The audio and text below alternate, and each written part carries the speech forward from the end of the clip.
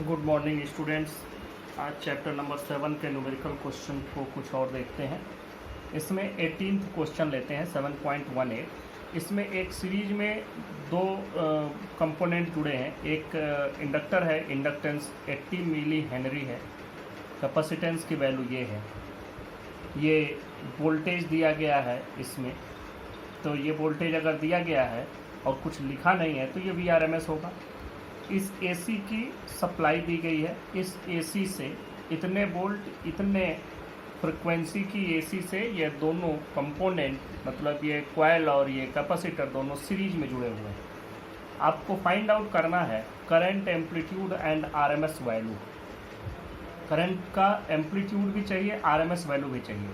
तो सीधी सीधी बात है, RMS वैल्यू अगर हम कैलकुलेट करते हैं तो IRMS इज इक्वल टू हो जाएगा VRMS डिवाइडेड बाई जो भी रजिस्टेंस होगी। इक्वल टू IR होता है तो रजिस्टेंस, क्योंकि LC सर्किट है तो इसमें रजिस्टेंस की जगह होगा रिएक्टेंस। अच्छा, अब ये VRMS की वैल्यू 230 रखो डिवाइडेड बाई, अब रिएक्टेंस की वैल्यू में देखो ये इसमें दो चीज़ें हैं। एक तो आपको दिया गया है इंडक्टर, दूसरा कैपेसिटर। तो अगर इंडक्टर और कैपेसिटर वाली सर्किट होती है तो इसमें जो भी रिएक्टेंस आता है वो दोनों के डिफरेंस पर डिपेंड करता है, दोनों का। जैसे इसका तो होता है ओमेगा एल और इसका होता है 1/ωc। तो omega L minus omega C हो सकता है ये 1/ωc ज़्यादा हो, तो हम लोग उसका मॉड ले लेते हैं। ऐसे कंडीशन में मॉड ले लेते हैं, क्योंकि हमको तो डायरेक्शन से कोई मतलब नहीं है। तो ये हो जाएगा ओमेगा एल माइनस 1/ωc। अगर कोई 1/ωc माइनस ओमेगा एल लिखता है दैट्स आल्सो करेक्ट, उसमें भी कोई गलती नहीं है। आप अगर इसको इधर रखें, इसको इधर रखें, दोनों चीज़ें सही हैं, कोई प्रॉब्लम नहीं। अब वैल्यू पुट अप कर दो 230 डिवाइडेड बाई, बस मॉड का मतलब कि इससे निकलने वाली वैल्यू आपको पॉजिटिव मिलेगी। ओमेगा भी हमारे पास नहीं है, लेकिन ओमेगा की जगह हम एफ को यूज कर सकते हैं। तो omega can be written as 2πf into L minus 1/2πf into C. ये वैल्यू आई। अब देखो इसमें पूरी वैल्यू आप रखें तो यहाँ से IRMS की वैल्यू मिल जाएगी 230 डिवाइडेड बाई, यहाँ पर वैल्यू आपको रखनी है 2 × 3.14 इंटू एफ की वैल्यू 50 और इंटू एल की वैल्यू देखो 80 मिली हेनरी, तो 80 × 10⁻³ माइनस 1/, ये बड़ी वैल्यू आएगी 2 × 3.14 इंटू एफ की वैल्यू 50, सी की value 60 microfarad means 60 × 10⁻⁻6 farad. This is the entire value of reactance. ये पूरी इतनी बड़ी वैल्यू रिएक्टेंस की हो गई। यहाँ लिख देते हैं 230, जिससे थोड़ा सा देखने में सभ्य लगेगा ये, नहीं तो फिलहाल अब हम लोग IRMS की वैल्यू कैलकुलेट करेंगे। हम डायरेक्ट वैल्यू लिखेंगे, कैलकुलेशन इज योर पार्ट। यहाँ पर इसकी जो वैल्यू आ रही है IRMS की 8.24, पहले इसको लिख देते हैं 230 डिवाइडेड बाई, बहुत ज़्यादा डायरेक्ट हो जाएगा। यहाँ मॉड में जो वैल्यू आ रही है 25.13 माइनस 53.05, ये वैल्यू मॉड में मिल रही है। तो ये वैल्यू हो जाएगी 230 divided by 27.92 and this value is 8.24 ampere. इस तरह के जो भी क्वेश्चंस आपको मिलते हैं उसमें आपको इन पार्ट पर विशेष ध्यान नहीं देना है, व्हाट आर दीज पार्ट्स, क्योंकि ये सब चीज़ें तो कैलकुलेशन है, ये कैलकुलेशन है, ये तो आपको करना ही करना है। मेन फिजिक्स तो यहीं तक है। ये IRMS की वैल्यू में सिर्फ ये इतनी वैल्यू ही फिजिक्स कंप्लीट होता है, rest of the things depends on mathematics. तो ये आपके ऊपर है, आप कितना करते हैं। वैसे प्रैक्टिस इनकी भी होनी चाहिए, ऐसा भी नहीं है कि इनकी प्रैक्टिस ही ना करो। अच्छा, ये वैल्यू आ गई 8.24 ampere. This is RMS value of current, but we also need of current amplitude. Current amplitude क्या होता है? करंट एम्पलीट्यूड होता है I0 और आई नॉट की वैल्यू क्या होती है, याद आ रहा होगा अगर आपको, तो आप लोग सुन दे के ध्यान से समझें। आई आर एम एस की वैल्यू होती है I nought by root two. तो यहाँ से देखो आई नॉट की वैल्यू होगी I R M S root two. अब देखो आई आर एम एस की वैल्यू रख देते हैं 8.24 और रूट टू की वैल्यू जब रखोगे तो रूट टू की वैल्यू आती है 1.414 और यहाँ से जो वैल्यू आपको मिलती है ये करंट एम्पलीट्यूड की वैल्यू होती है 11.7 एम्पियर। यही आपका मेन फार्मूला ही है। This is part A of the question. ये पार्ट ए है, यहाँ पर लिख लीजिएगा the first part, and now we have to solve the second part of the question. देखो सेकंड पार्ट में क्या रहा है, ध्यान से देखें। RMS value of potential drop across each element. तो potential drop across each element आपको चाहिए, तो इसके लिए आप लोगों को मालूम है कि RMS वैल्यू भी चाहिए पोटेंशियल ड्रॉप। तो हमारे पास VRMS की वैल्यू तो है, अब उसी से हमको ये सारी वैल्यू मिलनी है। अब देखो इनको निकालने का तरीका ये है कि सीरीज में जितने भी चीज़ें जुड़ी होती हैं वो सभी के सभी में एक ही करंट फ्लो होता है। हमारे पास वैल्यू हमको पता करनी है VRMS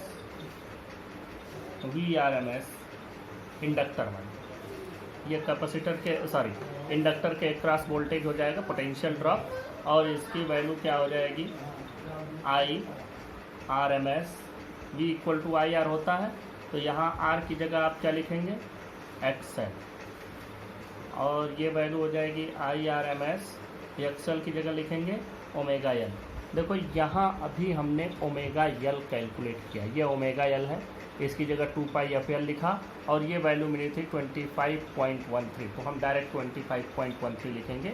IRMS आपके पास है ही, IRMS 8.24 इंटू 25.13। अब ये मल्टीप्लाई करना ये आपका काम है, यहाँ से मिलेगा आपको 207 वोल्ट अप्रॉक्स, ये हो गया। अब यही चीज़ आपको कैलकुलेट करनी है VRMS अक्रॉस कैपेसिटर, तो क्या हो जाएगा IRMS XC।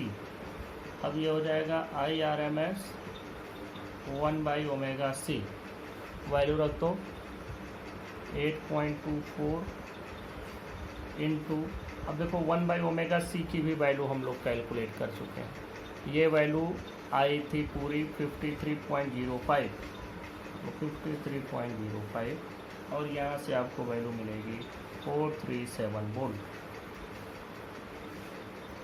पार्ट सी, अब हम लोग पार्ट सी डी ई एक साथ करेंगे। देखें सी में है average power transfer to the inductor, average power transfer to the capacitor, average power absorbed by the entire circuit. देखो पहले हम लोग अगर कैपेसिटर के लिए कैलकुलेट करें फॉर इंडक्टर, इंडक्टर इससे ही शुरू करते हैं, फॉर इंडक्टर एवरेज पावर की वैल्यू क्या होगी IRMS cos फाई की वैल्यू क्या होती है इंडक्टर के लिए, फेज डिफरेंस होता है π/2, ये वैल्यू हो गई आपके कैपेसिटर के लिए, इंडक्टर के लिए। जब इंडक्टर के लिए π/2 होगा तो ये π/2 की वैल्यू क्या होती है जी। अब यही चीज़ फॉर इंडक्टर भी कैलकुलेट कर लो, फॉर इंडक्टर हो गया, फॉर कैपेसिटर कैलकुलेट कर ले। फॉर कैपेसिटर एवरेज पावर वहाँ भी यही वैल्यू आएगी IRMS और यहाँ पर जो एंगल होता है -π/2, एक इस तरफ होता है एक इस तरफ होता है, और cos माइनस थीटा की वैल्यू cos थीटा के बराबर होती है, मतलब कि ये वैल्यू भी 0 हो गई, दोनों वैल्यू 0 हो गए। अब अगर ये C भी हो गया, ये D भी हो गया और ये E भी हो गया, जब इसने पावर कंज्यूम किया 0, इसने पावर कंज्यूम किया 0, बाकी रेजिस्टेंस इसमें क्वेश्चन में ही दे रहा है कि नेग्लेजिबल है, तो जब रेजिस्टेंस है ही नहीं तो टोटल पावर क्या हो जाएगा, total power is equal to 0। ये 3 आसान आंसर। नेक्स्ट क्वेश्चन पर चलते हैं। नेक्स्ट क्वेश्चन में सब कुछ यही है। क्वेश्चन नंबर 19 7.1 में सब कुछ यही है, बस इसमें कह रहा है कि एक इसमें रेजिस्टेंस भी ऐड कर दिया गया है 15 ओम का, और आपसे यहाँ पूछा जा रहा है कि obtain the average power transfer to each element of the circuit. बस कुछ भी नहीं करना, अब आपको समझ लेना है कि पूरा क्या होगा और टोटल पावर एब्जॉर्ब भी निकालना है। तो सबसे पहले हमको यहाँ पर देखो average power transfer to the inductor, ये क्या होगा, ये जैसे ही ERMS IRMS cos π/2 करोगे 0, इसमें cos -π/2 करोगे ये भी 0, ये दोनों तो 0 हो ही जाएंगे। जो पावर ट्रांसफ़र होगा वो किसको होगा, रजिस्टेंस को। तो रजिस्टेंस से पावर कंज्यूम करेगा। तो पहले हम लोग इसको कैलकुलेट करने के लिए सबसे पहली चीज़ है कि हमको IRMS की वैल्यू चाहिए। अभी तक तो वोल्टेज तो यही है, VRMS यही है, लेकिन अब जो करंट होगा, करंट की वैल्यू बढ़ जाएगी क्योंकि अब इसमें एक रेजिस्टेंस भी इंट्रोड्यूस कर दिया गया। तो हम लोग सोल्यूशन पर चलते हैं। देखो सबसे पहले हम लोग Z कैलकुलेट कर लेते हैं। Z की वैल्यू क्या होती है, √R² plus XL minus XC whole square. आपने इसके पहले XL माइनस XC कैलकुलेट किया है, ω/L माइनस 1/ωc। तो अब जब आप इस पूरे को कैलकुलेट करेंगे, हम पूरा कैलकुलेशन कर नहीं रहे हैं, ये आपका काम है, तो इसको कैलकुलेट करने पर यहाँ पर मिल रहा है 31.7 ओम। ये 2πfL हो जाएगा, ये 1/2πfc हो जाएगा, ये R² तो है ही। तो जब आप इस पूरी वैल्यू को रखेंगे तो 31.7 ओम आपको मिला। अब आप इसमें करंट की वैल्यू पता कर लें। IRMS इज इक्वल टू क्या हो जाएगा, VRMS डिवाइडेड बाई Z। अब VRMS की वैल्यू हो गई 230 डिवाइडेड बाई 31.7, और यहाँ से आपको जो वैल्यू मिलती है वो वैल्यू आप पा रहे हैं 7.255 एम्पियर। अब देखो ये तो करंट थोड़ा सा चेंज हो गया। इसके पहले जो हम लोगों ने IRMS की वैल्यू कैलकुलेट की थी 8 पॉइंट समथिंग मिला था, यहाँ पर चेंज हो गया। चेंज इसलिए हो गया कि एक रेजिस्टेंस इसमें और इंट्रोड्यूस हो गया। अब बात करते हैं इसमें average power transfer to the inductor और कैपेसिटर। आप फिर से पहले की तरह 0 ही लिखेंगे, लेकिन इसमें एक चीज़ है, average power transfer to resistance for R PAV is equal to, अब देखें पावर की वैल्यू होती है IRMS square into R, value रख दो 7.255 होल स्क्वायर इंटू R की वैल्यू है 15 ओम। तो यहाँ से आपको जो वैल्यू मिल रहा है 789.5 watt. This is the average power consumed in the resistance. अब अगर जो टोटल एवरेज पावर एब्जॉर्ब पूछा जाएगा वो भी यही होगा, क्योंकि ये दोनों तो कोई पावर एब्जॉर्ब कर ही नहीं रहे हैं, जो भी है सो इसी से है, तो यही टोटल पावर एब्जॉर्ब भी हो गया। Next question 7.17। यह क्वेश्चन एक पैरेलल LCR सर्किट का है, और इसमें आपको दिया गया है कि ये इंडक्टर, कैपेसिटर, रजिस्टर और ये ERMS, ये सब कुछ आपको दिया गया है। इसमें एक चीज़ कहा गया है कि इसमें सोर्स की जो फ्रिक्वेंसी है उसको रेजोनेटिंग फ्रिक्वेंसी के बराबर रखा जाता है, और आपको पता करना है IRMS इन ईच ब्रांच, और शो करना है कि total current in parallel LCR circuit is minimum at this frequency.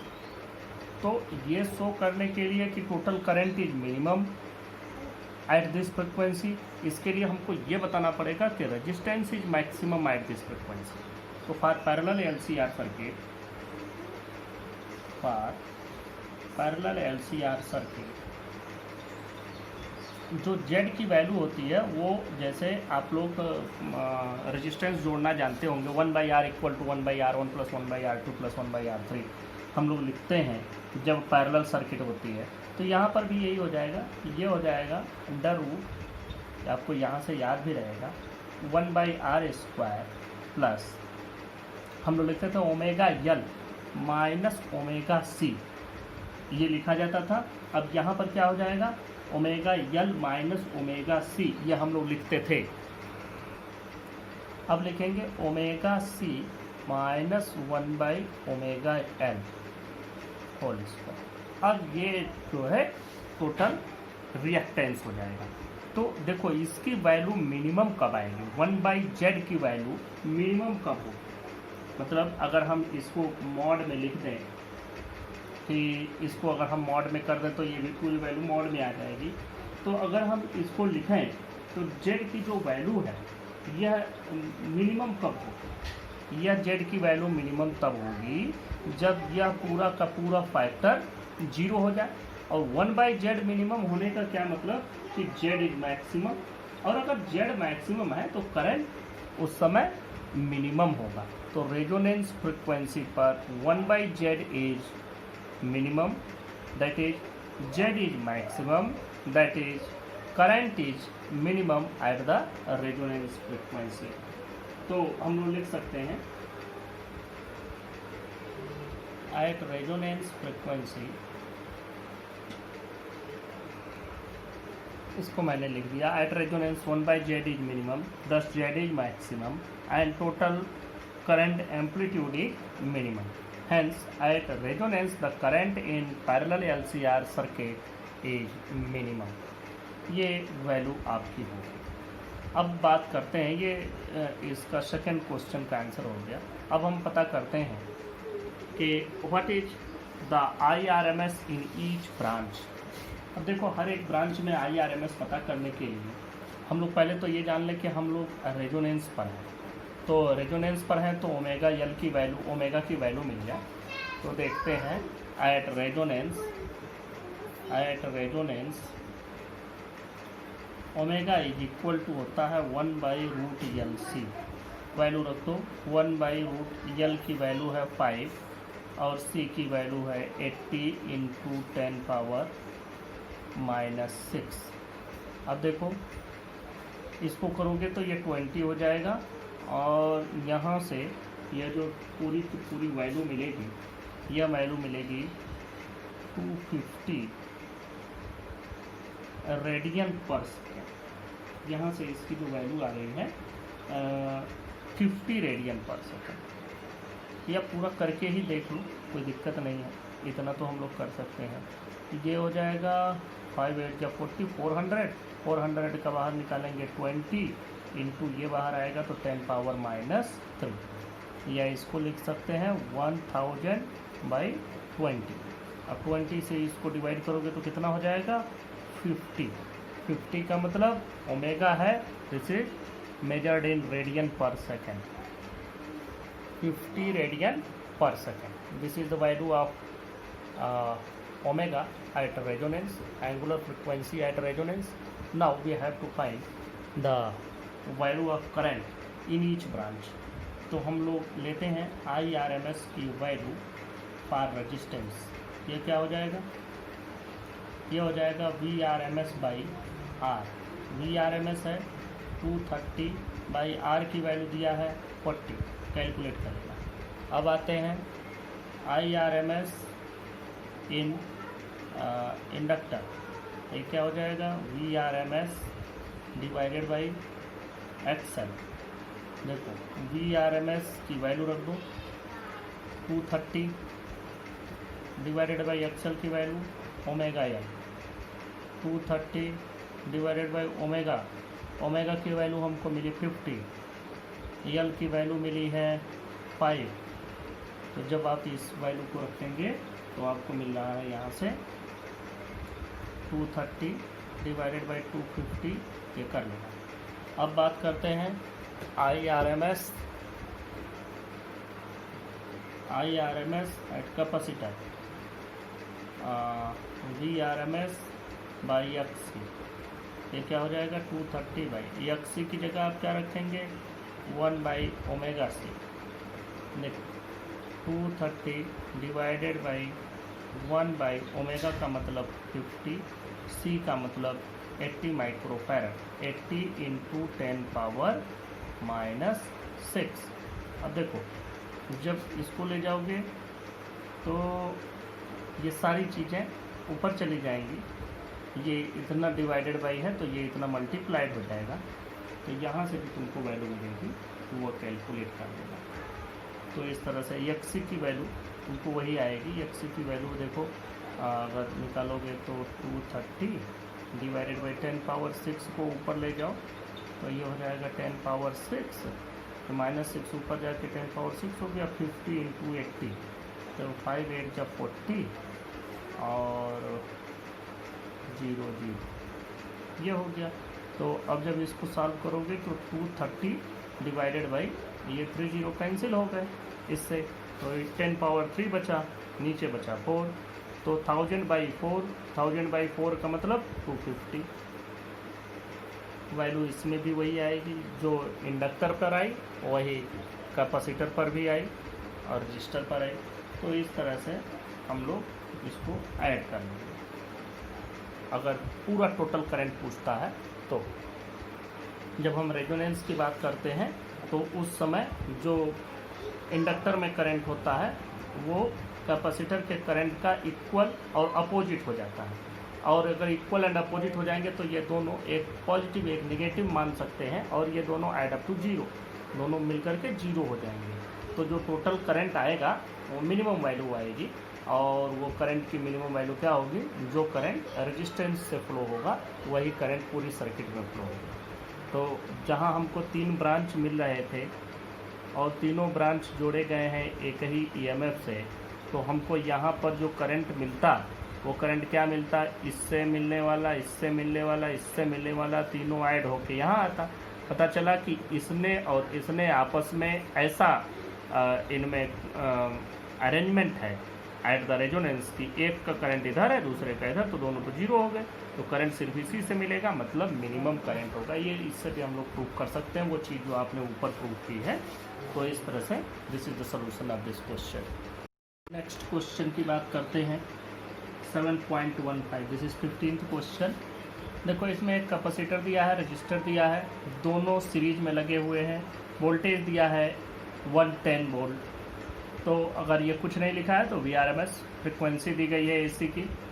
इसमें पूछ रहा है what is the maximum current, और दूसरी चीज़ आपसे ये भी पूछ रहा है time lag between current maximum and voltage maximum. These are the 2 questions.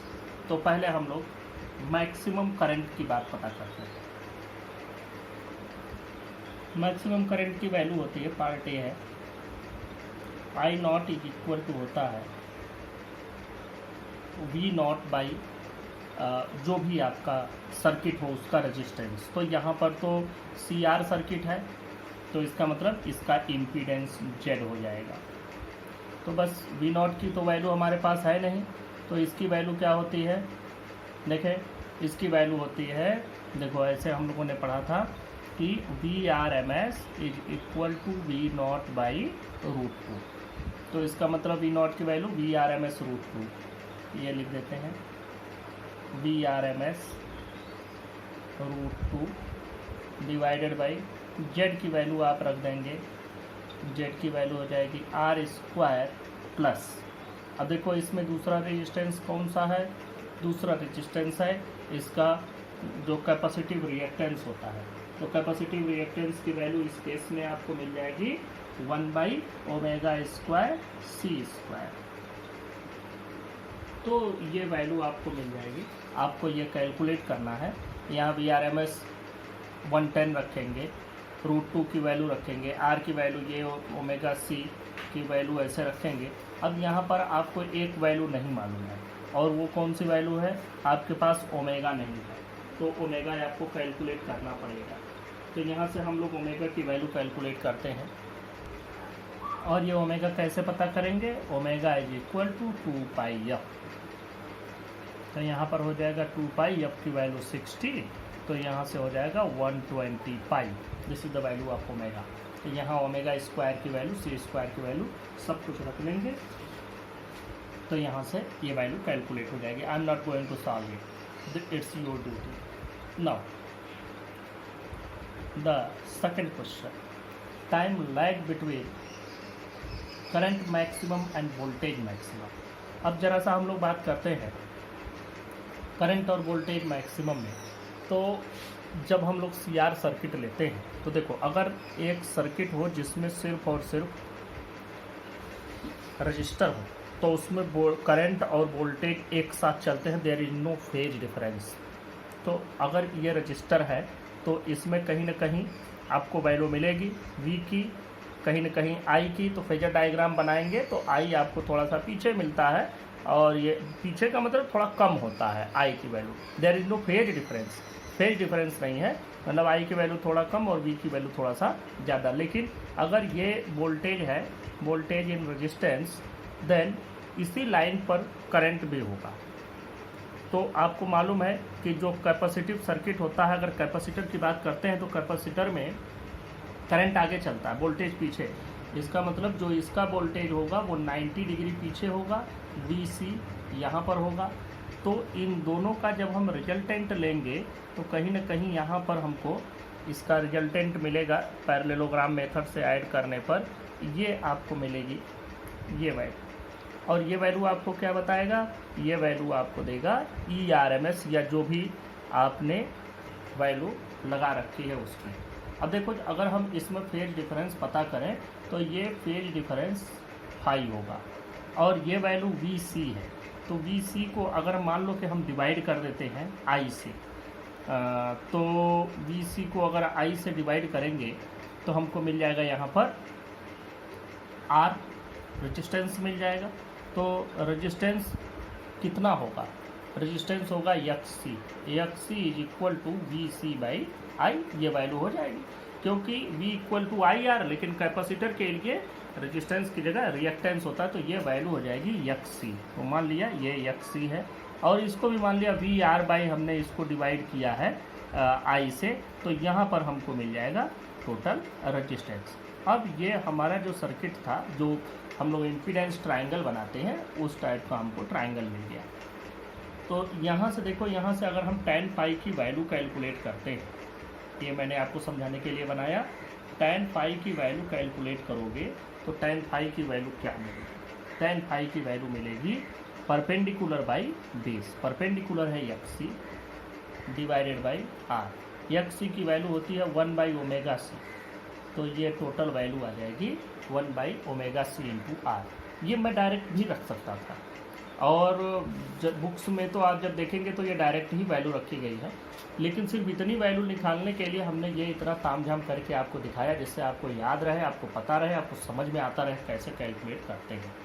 अब बस आपको करना क्या है, tan फाई की वैल्यू आपको निकाल लेना है, ओमेगा की जगह आपको 2πf रख देना है, और जब ये सारी वैल्यूज आप रखेंगे तो यहाँ से जो tan फाई की वैल्यू मिलती है वो मिलती है आपको, देखो 0.6631, 0.6631 ये वैल्यू आफ्टर कैलकुलेशन आपको मिलेगी, 0.6631 ये वैल्यू आपकी मिलेगी।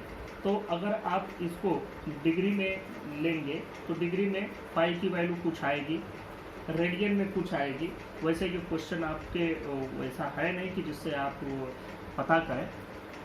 तो जो टाइम लैग होता है, टाइम लैग हम लोग यहाँ से कैलकुलेट कर लेते हैं कि टाइम लैग क्या होता है। टाइम लैग की वैल्यू यहाँ से फाई की वैल्यू देख लो क्या आ रही है, यहाँ से फाई की वैल्यू आपको मिल रही है 33.5 पाई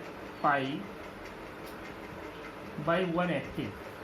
ये आपको पाई की वैल्यू मिलेगी, ये डायरेक्ट इसी के बराबर लिख जाए, ये गलत हो गया। Pi is equal to 33.5 by 180, ये इतनी वैल्यू आपको मिलेगी रेडियन में जब हम इसको कैलकुलेट करेंगे।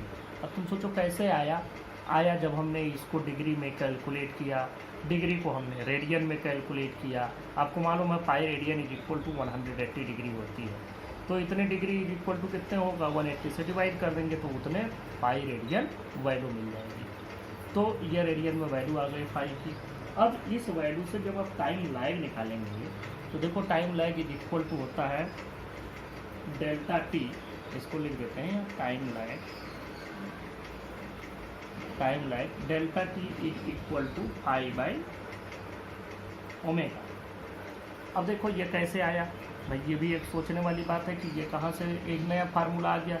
ये कुछ नहीं है, ये फार्मूला वही है, time is equal to distance by velocity. Distance की जगह पर यहाँ एंगल है, angular displacement divided by angular velocity. अब ये वैल्यू फाई की रख देनी है, ये ओमेगा की रख देनी है, कैलकुलेट कर लेना है। फाई की वैल्यू हो गई 33.5 पाई बाई 180, ये पाई की वैल्यू हो गई। ओमेगा की वैल्यू रख दो 2 पाई एफ। एफ की वैल्यू आपको 60 हर्ट्ज दिया ही है। तो जब यहाँ से आप इसको पूरा पाई से पाई यहीं कैंसिल हो जाएगा, और जब आप ये पूरी वैल्यू कैलकुलेट करेंगे तो आपको मिलेगा 1.55 इंटू 10⁻³ सेकेंड, और you can simply write it 1.55 millisecond. ये इसकी टोटल वैल्यू है।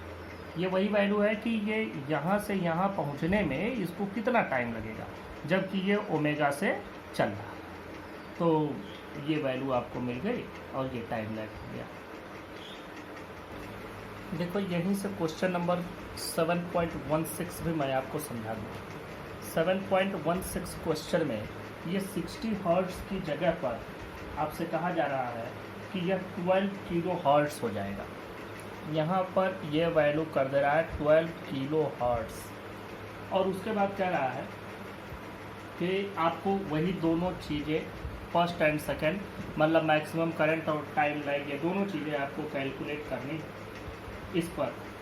और दूसरी बात ये भी करना है कि compare this behaviour with that of a capacitor in DC circuit after the steady state. अब देखो यहाँ पर जब आप कैलकुलेट करेंगे तो अगर हम एक सिंपल IRMS की वैल्यू कैलकुलेट करते हैं, IRMS की वैल्यू ध्यान से देखना, हम अगर IRMS की वैल्यू कैलकुलेट करें तो ये वैल्यू हो जाएगी VRMS डिवाइडेड बाई ये पूरी वैल्यू, मतलब जेड मतलब √R² प्लस XC², और XC² का मतलब क्या हो गया 1/ω²C²। तो यहाँ से आप कैलकुलेट करेंगे IRMS, और फिर इन एब्सेंस ऑफ कैपेसिटर, आप अगर इन एब्सेंस ऑफ कैपेसिटर भी अगर ये करते हैं, इसी वैल्यू को कैलकुलेट करते हैं VRMS बाई सिर्फ सिंपली R, तो भी आपको एक वैल्यू मिलेगी।